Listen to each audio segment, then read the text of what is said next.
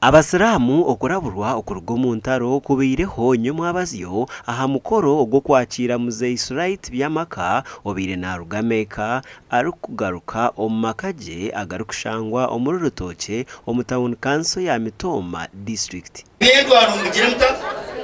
obwanga ni mugire muta mureke tukundane de tuzombiye nkuraburana obwire mutorahise tutakundana n'emicharanga naza kugirata. Ogu agarukire yakabucira abo bona abarukwerwanisa government ngo nibabakehena abayanikire barukuri identify kurakurana ya dini yoko warame Yesu yoko warame naka Muhammadi yoko niyo kumanya kongecha mani uri mu Uganda murungi Museveni omuntu akumakanisa waye atakwenda Museveni umanye ngine chikwenti mungoro nabana ite ko bashe kwamba mtwaranga bitabika konke izuhiri.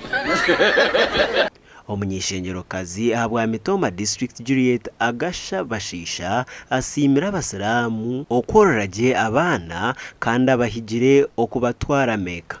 itobo kwetorora no manyangu no batujuma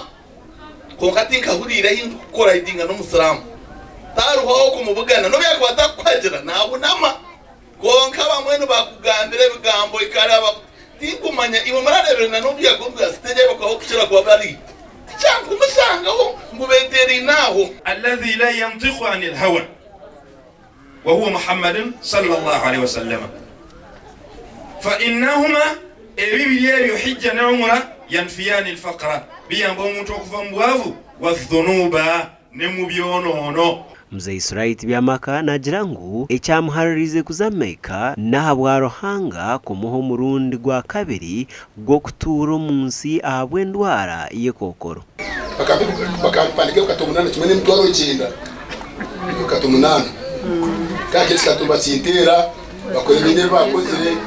usaga tugakomukatuka nawe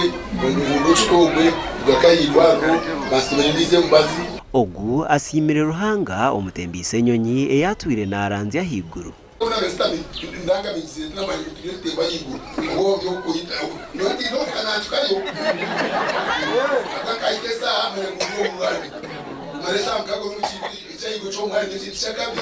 bemwe aha birungi byo kuzameka no kugira ngo nosasirwa ebibi byawe byona oba nk'omwana ozirwe kandi otungane emigi. Gashakwa Michael atwakire.